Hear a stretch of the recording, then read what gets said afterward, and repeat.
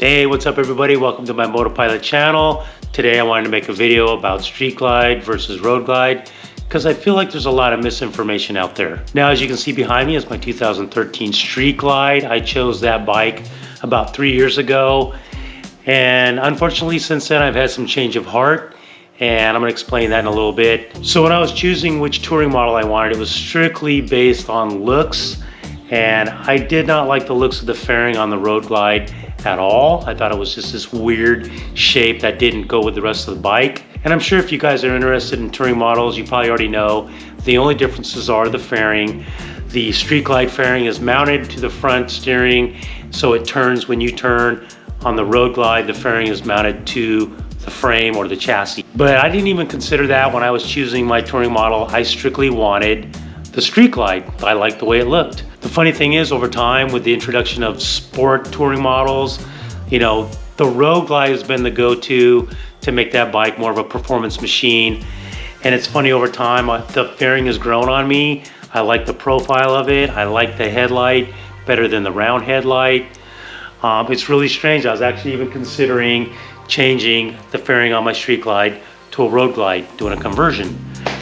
Well, I've been doing more research lately about the performance differences with wind and such like that. A lot of people think on the street glide, because the fairing is mounted to the steering head, that you get a lot of wind feedback going down the road. Well, I can tell you this right now, I've gone all kinds of speeds on the street glide, and I don't feel any feedback in the handlebars from the wind. I can take my hand off the bars, the bike just tracks straight ahead.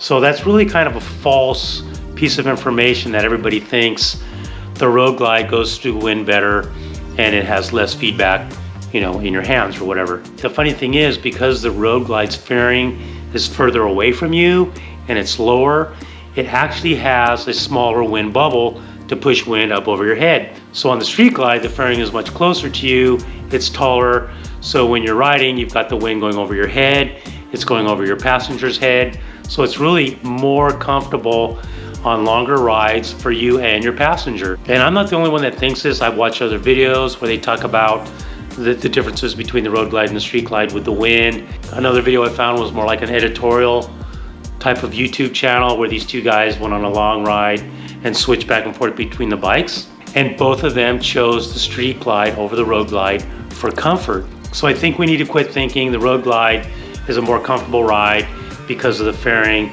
being mounted to the chassis. Now let's talk about this misconception about the headlight.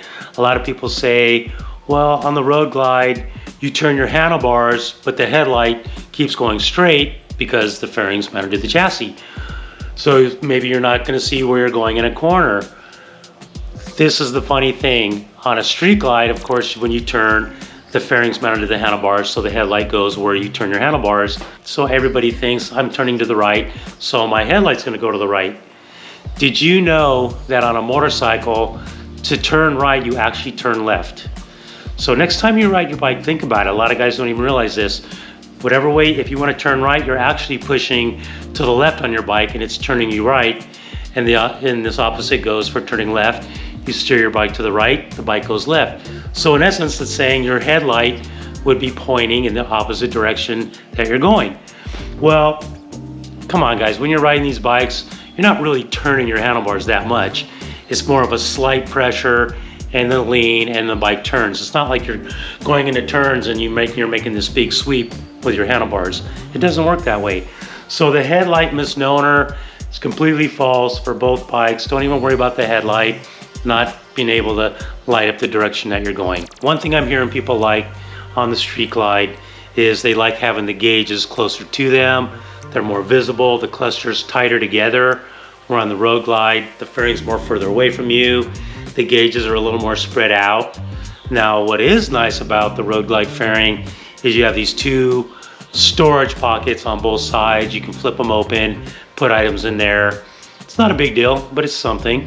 I think what it really boils down to is, which bike do you think looks better, and what kind of riding do you do? How much do you care about comfort on longer rides? Another thing I wanted to mention was, a lot of people are saying the road glide is easier to manage in corners because you don't have all that extra weight of the fairing on your handlebars.